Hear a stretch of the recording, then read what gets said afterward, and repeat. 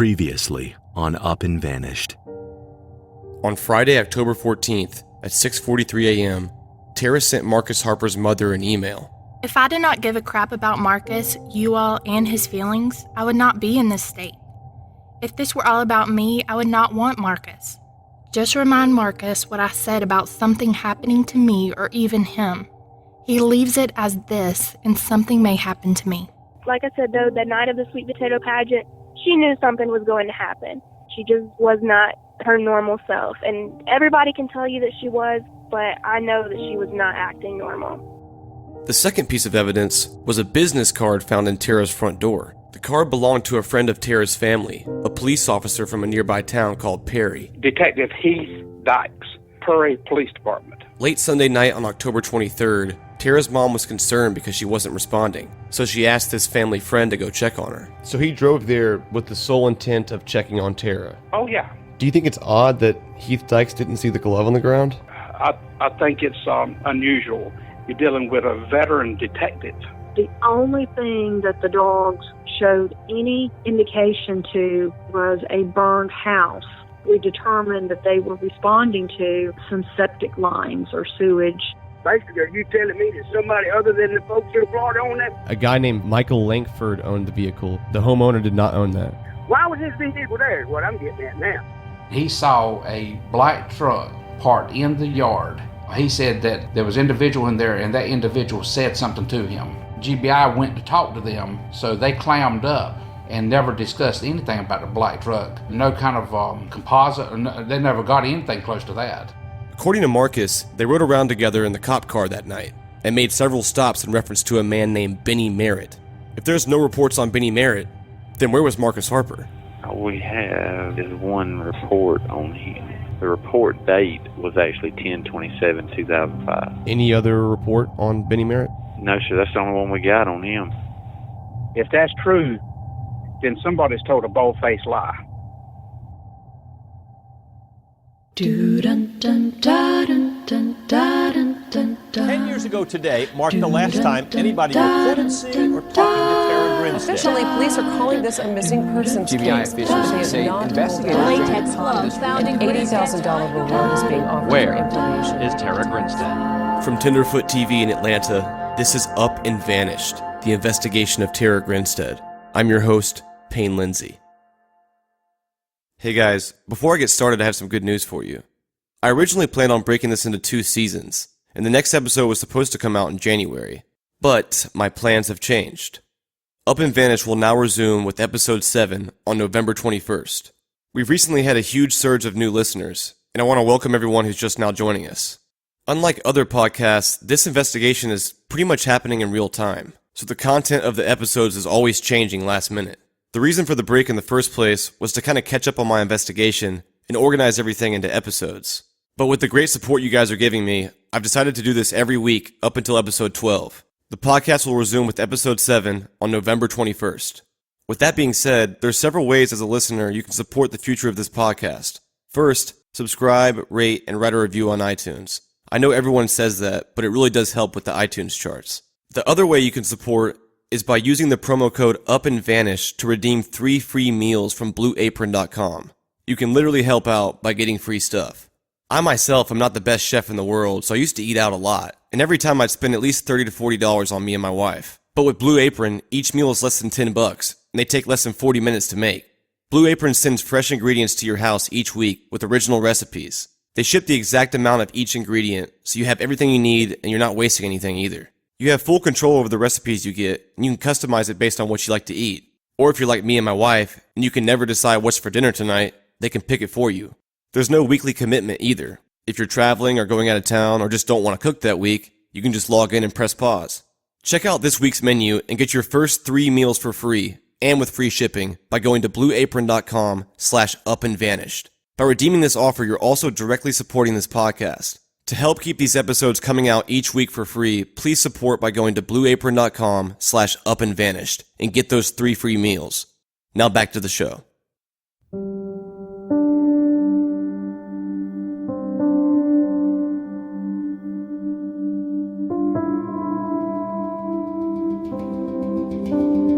Tara Grinstead. First question. What is your greatest fear in life? I really don't have a great fear in life. Whenever I have a hard time, whenever I feel like I'm down or I'm going to stumble, I just pray. And I know that the Lord's going to see me through.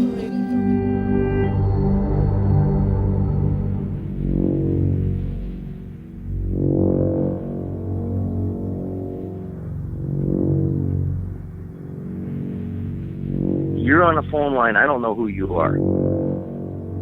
You could be the one that killed her, for all I know. I want to help you. Don't get me wrong, and I want this case solved. I'm playing it close to my chest. Yes, my dog had interests at the building. Whoever burned the house knew that this was going to destroy evidence. Have you ever known, on a criminal case, them to lay all the cards on the table? They always keep so many back. So you think police found evidence at the Snapdragon Road fire, but didn't tell anybody? Oh, I know they did. Because I gave it to them. What was it? I cannot say. The GBI's got it and the FBI's got it. That's all I'm saying about that. That's the voice of Jim Hanley, the man who led the search with all the cadaver dogs. When I first called him a few weeks back, he was pretty reserved with me, but for good reason. His experience with this case really hit home for him. And at first he was pretty skeptical of who I was and why I was calling. In our first conversation, he told me that his dogs alerted for cadaver at the house fire on Snapdragon Road. But the second time we talked, he opened up a little bit, and he told me that they found evidence there. What it was, he couldn't tell me, or at least didn't want to. Whoever burned the house knew that this was going to destroy evidence. Have you ever known, on a criminal case, them to lay all the cards on the table? They always keep so many back so that if somebody comes up and says, oh, she was wearing a blue dress, well, that wasn't out in the police report, you're guilty. Or the knowledge that you're sharing is credible. So you think police found evidence at the Snapdragon Road fire, but didn't tell anybody? Oh, I know they did. Because I gave it to them. What was it? I cannot say. The GBI's got it and the FBI's got it. That's all I'm saying about that. Can you not say legally, or you just don't want to say? You got to understand, you're asking me questions that if I don't know you and there's not a police officer beside you saying, yes, I can tell you this, I can't tell you that. It's an active case. I can't do that. The powers to be that have it. And again, it gets to that thing of cards on the table. Okay? Anything that you're allowed to say would be truly helpful for everybody, not just me. I understand where you want, and I want this case solved more than you do. I guarantee you. I'm going to give you one thing. All of a sudden, we have a laid out plan. We're going to go to, today we're going to search A, B, and C, and tomorrow we're going to search D, C, and F, and all of a sudden in the middle of the night, they get a clue. We're going to go search D, which was out by Snapdragon Road, right? Everybody knew at this meeting the night before where we were going. And all of a sudden, we saw a car with her and it's over here. So then they send everybody up there to search, and they never got back to Snapdragon Road. Somebody was leading that part of the information astray. If you don't want them to search D, send them to Z. You know what I mean? Oh, I don't want them to go there. I'm going to call in a tip and have them go here. Give them false information and send them to Z. One of the things I would want to know, the Ford Expedition that was at that house, I would be asking him, at this time in your life, is there anything different you want to say about that car? As the days go by, people get a little freer.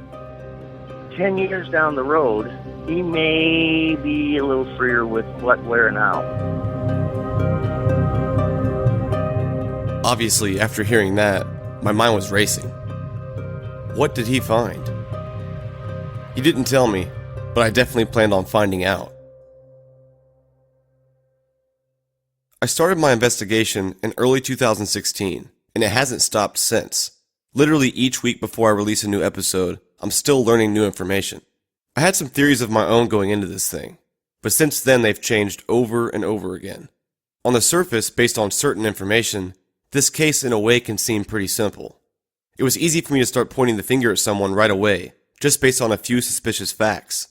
But as you dig a little deeper, you find other people who, after a thorough examination, look pretty suspicious too. The bottom line is, not everyone in this case is guilty. It's possible there was more than one party involved, but there's only one culprit here. And the tough thing is, these are all real people, with real lives and careers and reputations at stake. My intent has always been to respect that. There's been several TV specials about this case over the years, and they all seem to just skim the surface, reciting the same old narrative over and over. I knew from day one that if I wanted this podcast and my documentary to actually help solve this, that I couldn't leave anything out. So with that being said, I'm going to present all the facts, and if doing that makes someone look guilty, then by all means, please come clear your name. I don't have a dog in this hunt. This case is unsolved because of silence, the fear of blame. Tara Grinstead was a prominent figure in Ocilla. She was beautiful, outgoing, she was only 30 years old, someone with a long, bright future ahead of them.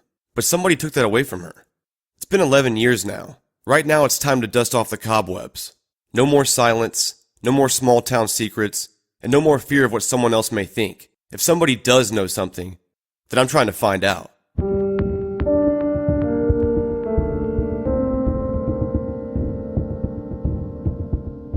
About midnight Sunday, Tara Grinstead's mother, Faye Grinstead, called Tara's neighbor Joe in Myrtle Portier to ask if they had heard from her daughter. Normally, we saw her on an everyday basis, Joe Portier said.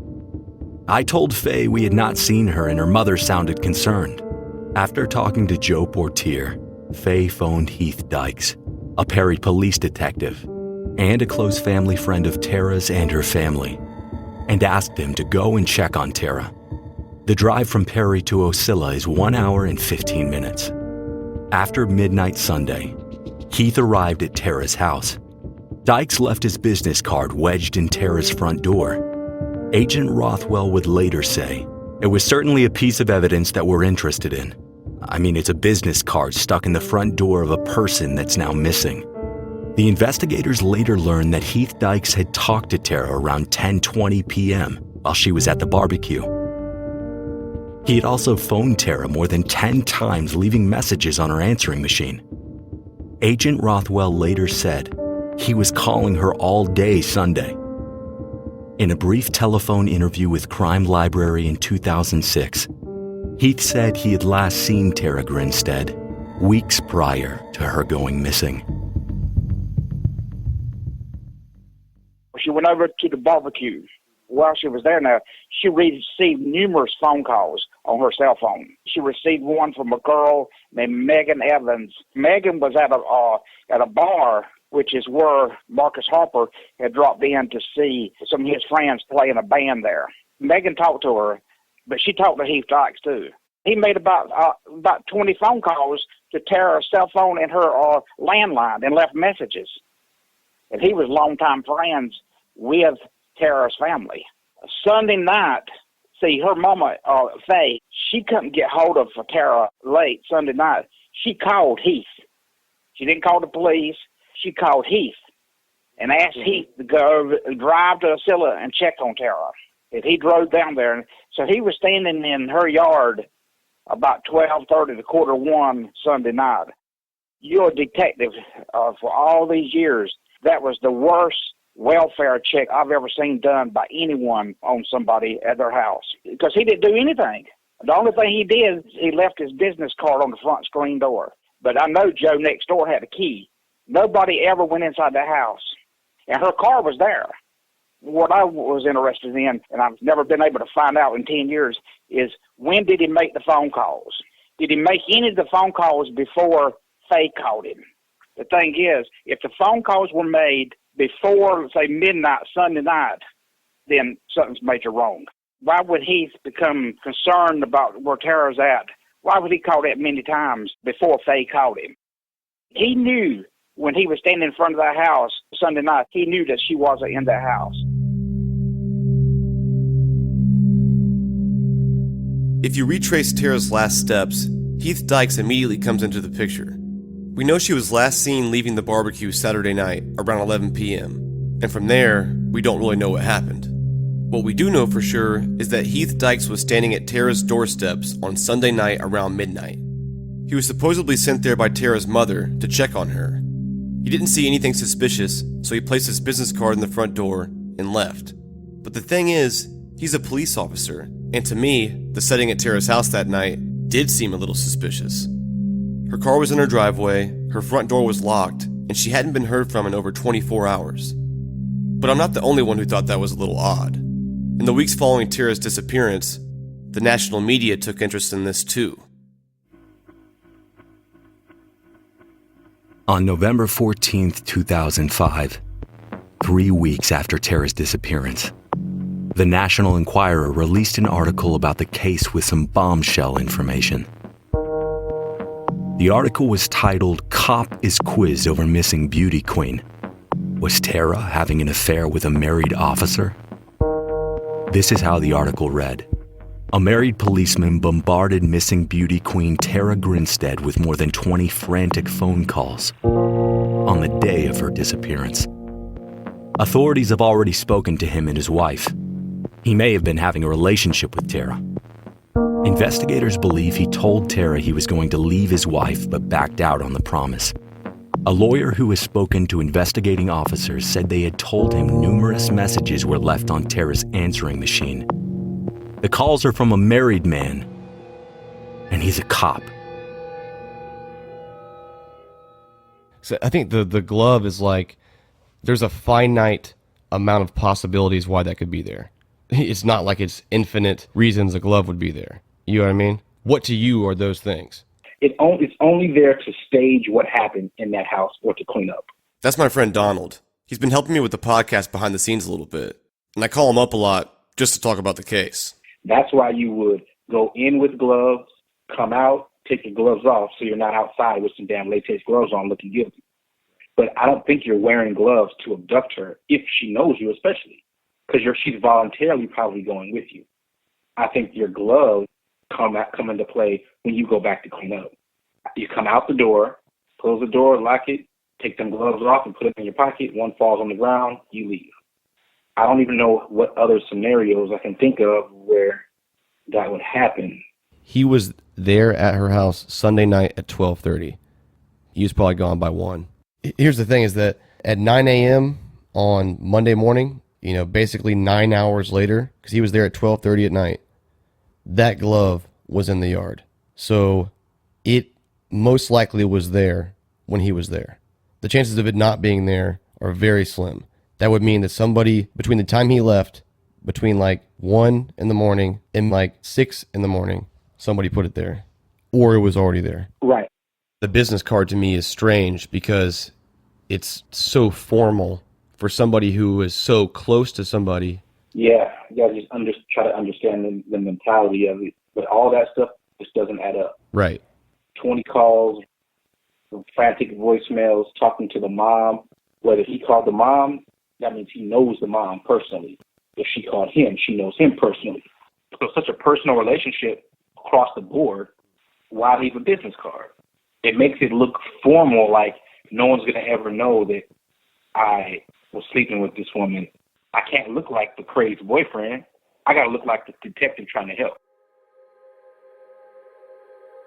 This is another weird scenario in this case. But the question is, does it actually mean anything? How did a police detective who was friends with Tara's family drive an hour and 15 minutes to Osceola in the middle of the night and not see this glove on the ground? Was it not there yet? Was it just too dark? Possibly, but I wasn't really sold on that. To me, this needed further investigation. At the end of episode 5, I called the Irwin County Sheriff's Department to see if they had any reports on Benny Merritt. And to refresh your memory, Benny Merritt was supposed to have been the subject of numerous police calls on the night of Tara's disappearance that both Marcus Harper and his buddy Sean Fletcher responded to. These reports on Benny Merritt didn't exist at Osceola PD, and they didn't exist at the county either. But there was actually one more place I had to check: the dispatch logs from that night. Whenever an officer is on duty, they radio into the dispatcher each time there's an incident or whenever they're responding to a 911 call. All this information is then logged by the dispatcher with times and names of the responding officers. So basically, if these Benny Merritt incidents happened, They would have to be in these dispatch logs. The report date was actually 10/27/2005. Any other report on Benny Merritt? No, sir. That's the only one we got on him. Okay. This is probably a harder one for you to get, but how do I go about getting dispatch logs? I don't know if dispatch logs follow under the open records or not. They're supposed to. Okay. I guess you would have to put the dates that you were looking for in the request and then send it in. Let me get you to our secretary. She deals with all the open record stuff. Just hold on just a second. Okay. The two that handle that are not here. You just want the dispatch logs? Yes, ma'am. You can just fax it and put down what day you need. Okay. All right. Awesome. Thank you very much. Uh-huh. Bye-bye. Awesome. I can just fax in my request with my fax machine. Thank God there's an app for that now. But still, I was pretty surprised by how easy it was to get these records. Well, not so fast. Irwin County Dispatch. County Sheriff's Department. Irwin County Dispatch. Irwin County Dispatch. Irwin County Sheriff's Office, can I help you? This is Payne Lindsey again, calling about the dispatch logs. I will get them together, but it's probably not going to be today. Payne again about the dispatch logs. Okay, she's on a 911 call right now. Do you want to hold or call back? Dispatch logs I was trying to get. The director, she will be back this afternoon around 6 or so. This is Payne Lindsey again, calling about the dispatch logs. She mentioned them, but I don't know if they were done because she got called out. Dispatch logs? I've got to go through them, but I'm having to work the radio tonight. Dispatch logs. I have them ready, but the thing is, you're going to have a certain size paper to be able to receive these.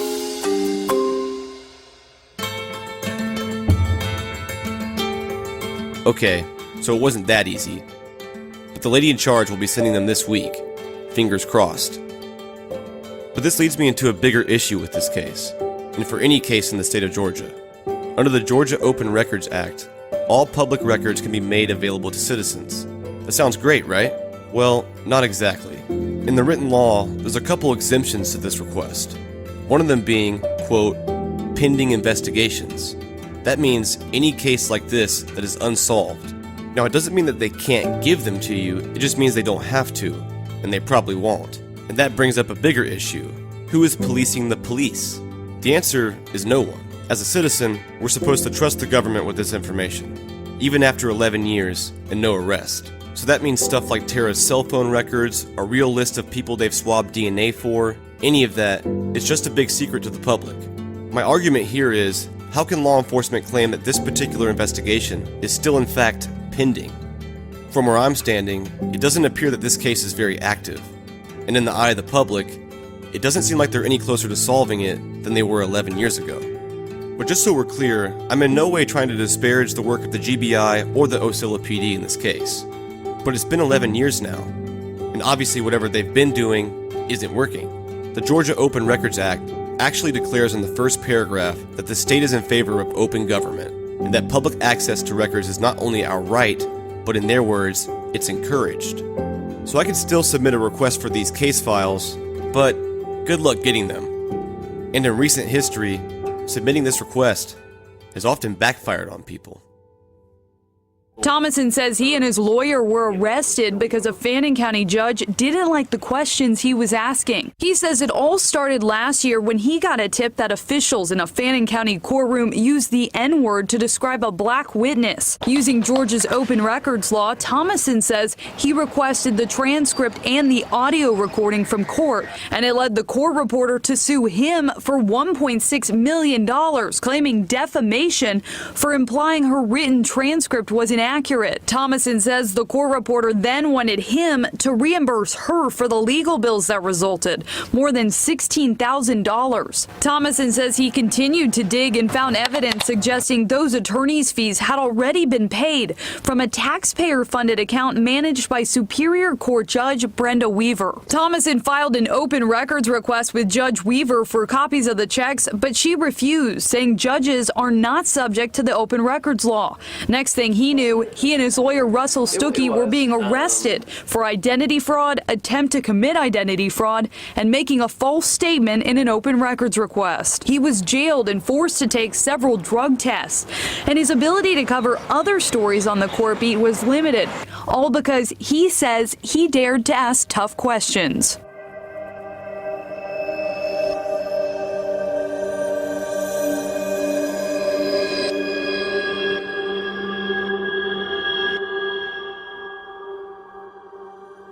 Well, you see, I've been on this case for October 11, almost 11 years.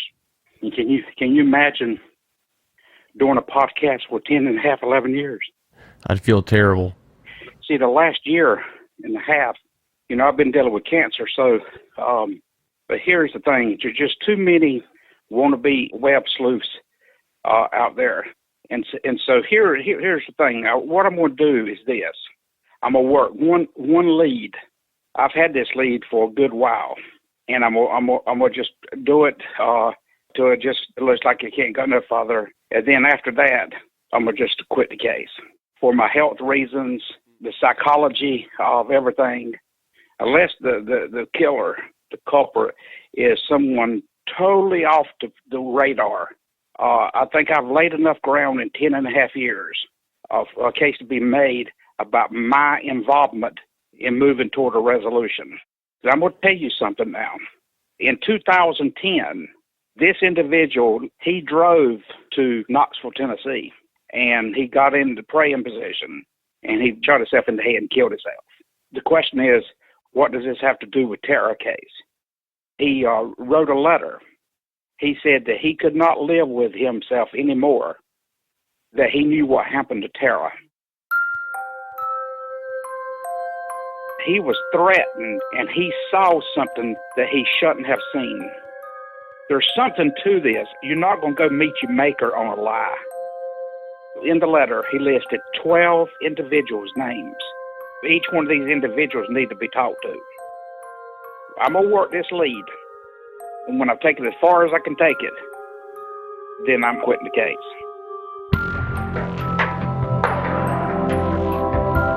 Thank you guys for listening to episode 6 of Up and Vanished. There will be a new case evidence episode next Monday, and this season will resume with episode 7 on November 21st. If you're enjoying this podcast and you want to support, you can go to upandvanished.com/donate and send a donation of any size. It all goes straight into the production of this podcast. Later this season on Up and Vanished. First question was, have you seen or heard from Tara? She didn't show up at work this morning. And then I get a call while I'm in my meeting from her phone. She takes me there one day, and there's like 4 strands of this long kind of dark hair. Come on.